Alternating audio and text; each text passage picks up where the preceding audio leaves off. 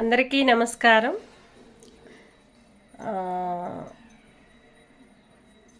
నా పేరు Lakshmi. Social media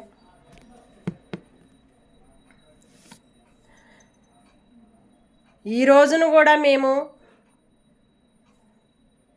ప్రభుత్వాలని కోరుకునే కోరికలు ప్రజలు వాళ్ళు ఎన్ని మాటలు చెప్తున్నారంటే అన్ని మాటలు చెప్తున్నారు.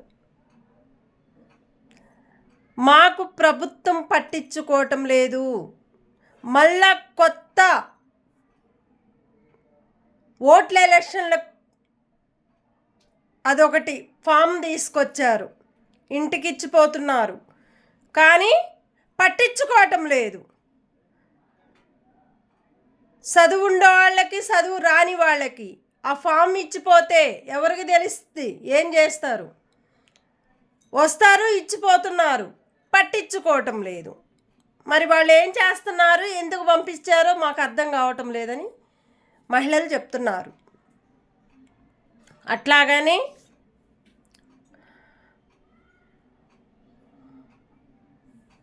మటను మాంసం అనేది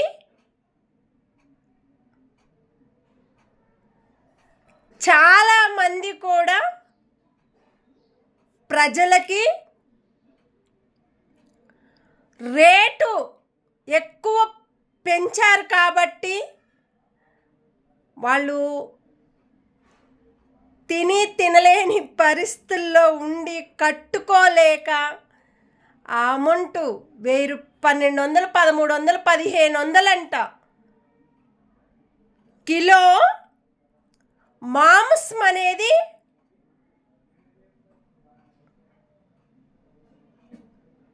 1500, 1400కి వీళ్ళు అమ్ముకుంటున్నారు.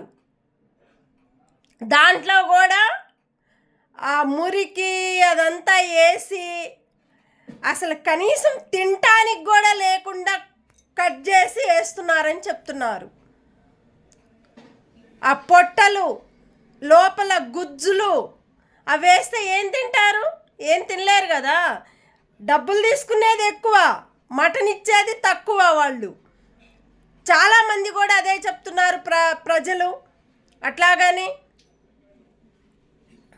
కూరగాయల మార్కెట్లలో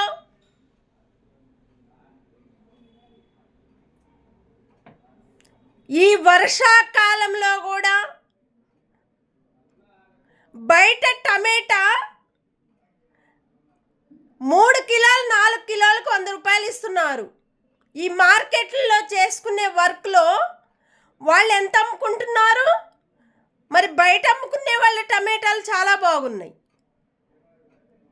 శుభ్రంగా కడిగి 4-5 సార్లు కడుక్కొని శుభ్రంగా చేసుకుంటే బయట ఇచ్చిన టమాటాలు, బళ్ళ మీద వచ్చి ఇచ్చిపోయిన టమాటాలు మటుకి సూపర్ ఉన్నట్టున్నాయి. అదే మార్కెట్లో తీసుకొచ్చిన టమాటా అనేది 80 రూపాయలు, 90 రూపాయలు, 70 రూపాయలు, 40, 60 రూపాయలు అమ్ముకుంటే మరి మార్కెట్ ఏం చేస్తుంది? అసలు హెడ్ ఆఫీస్ మార్కెట్ ఏం చేస్తున్నారు? బయట అమ్ముకునే వాళ్ళకి మార్కెట్లు బయట ఇళ్ళ కాడ వాళ్ళ ఆ గల్లీల్లో ఈ గల్లీల్లో పెట్టుకునే వాళ్ళకి అంత రేట్లు. మీరు ఇచ్చేది తక్కువ, వాళ్ళు అమ్ముకునేది ఎక్కువ. మీరెంత అమ్ముతున్నారు? అసలు హెడ్ ఆఫీస్ మార్కెట్ అనేవాళ్ళు బయట అమ్ముకునే వాళ్ళకి మీరు ఎంత ఇస్తున్నారు? తక్కువ ఇవ్వాలి కదా. మరి మీ దగ్గర ఒక లెక్కలు ఉంటున్నాయి, బయట అమ్ముకునే వాళ్ళ దగ్గర ఒక లెక్కలు ఉంటున్నాయి. మరి ప్రజలు ఏమన్నా ఒక మాట అంటే వాళ్ళని తీసుకుంటే తీసుకోండి, లేకపోతే వెళ్ళిపోండి. మాకు పెరిగింది రేటమ్మా, మేము అమ్ముకునేది ఈ రేటు, మేమేం చేయాలి? అసలు వాళ్ళని పోయి అడగండి, ప్రభుత్వాలను పోయి అడగండి, లేకపోతే మార్కెట్ హెడ్ ఆఫీసు పోయి అడగండి.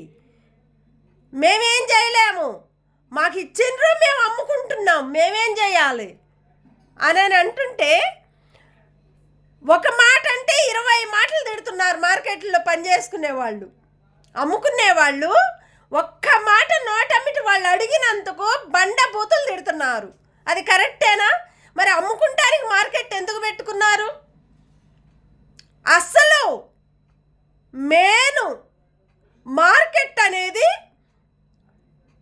ప్రజల్ని తిట్టే మార్కెట్ పెట్టారా, ప్రజల్ని కొనుక్కొని తీసుకొని మంచిగా వెళ్ళే మార్కెట్ పెట్టారా?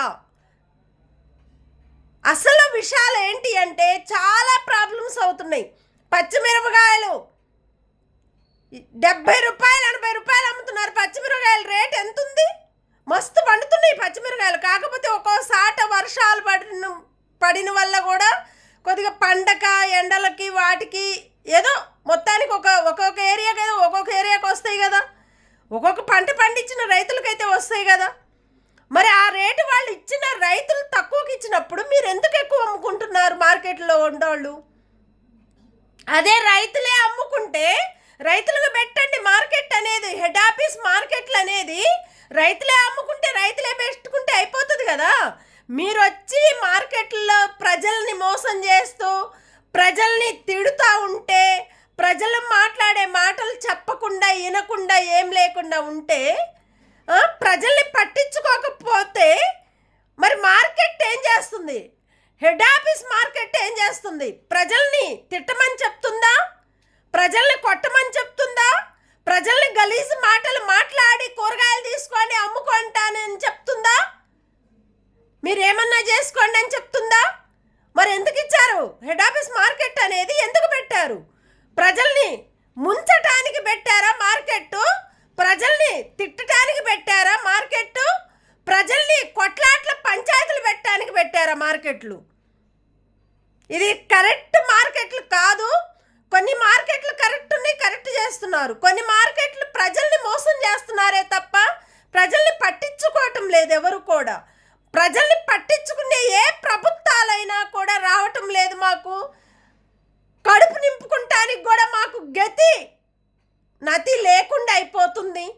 మా కడుపులు మేమే నింపుకోలేకపోతున్నాం. మా ఇంటి రెంట్లు కట్టుకోవాలంటే మాకు తలకాయ నొప్పులు అవుతున్నాయి. కష్టపడి పని చేసుకొని ఇన్ని కష్టాలు పడి కూడా ఎక్కడికన్నా ఇచ్చేది జీతాలు తక్కువ. మాకు ఇక్కడ రెంటులు కట్టేది మాకు ఎక్కువ. కరెంటు బిల్లులు, వాటర్ బిల్లులు, ప్రతి ఒక్కడు వాటర్ బిల్ అంటే ఫ్రీ కాబట్టి ప్రాబ్లం ఉండదు. కరెంటు బిల్లు అయితే కట్టుకోవాలి కదా, దానికి త్రిపుల్ వేస్తున్నారు. కరెంటు బిల్లుకు త్రిపుల్ ఎందుకు వేస్తున్నారు? కరెంటు బిల్లు వాళ్ళకి తెలియదా? అసలు ఓనర్ ఎవరైతే ఉన్నారో కరెంటు బిల్లుకి, ప్రతి ఒక్క కరెంటు బిల్లుకి ఉండవారు వాళ్ళకి తెలీదా? ఆ రేట్లు ఎందుకు పాయింట్స్ పెంచి కరెంటు బిల్లు తక్కువ ఉన్నప్పుడు దాని మీద ఏదైతే ఉందో మ్యాటర్ మీద దాని రేటే కరెంటు బిల్ అనేది కట్టించుకోవాలి. మీరు ఎగస్ట్రా త్రిపుల్ వేస్తే ఆ కరెంటు బిల్లు ఏమంటారు మిమ్మల్ని? మీరే తిన్నట్టే కదా. మీకు జీతాలు వస్తున్నాయా లేవా? కరెంటు ఆఫీసర్లకి జీతాలు వస్తున్నాయా లేవా?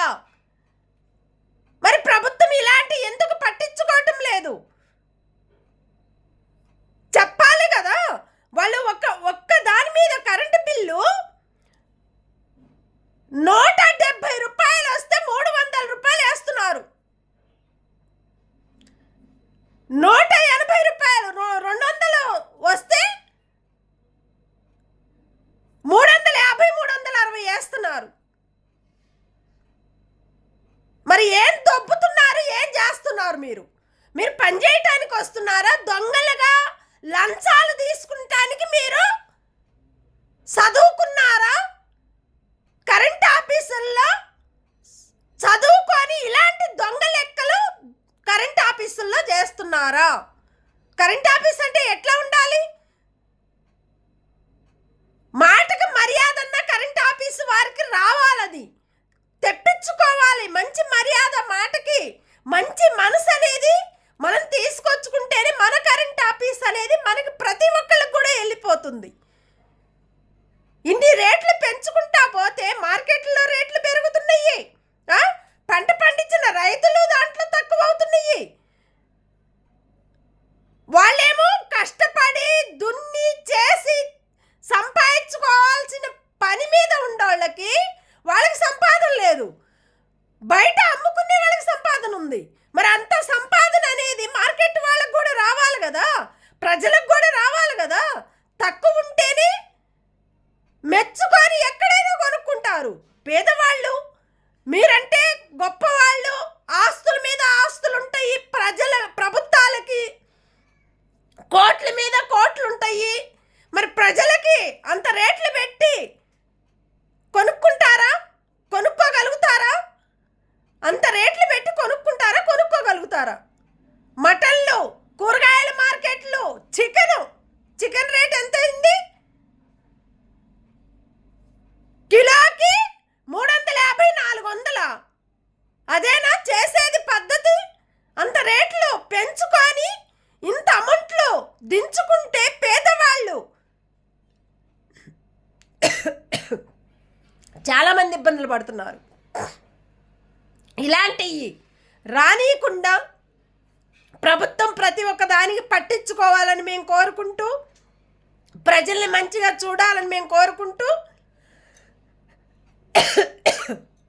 ఇలాంటివి ఇంకా మళ్ళీ రానియకుండా చేయాలని మేము కోరుకుంటూ థ్యాంక్ యూ.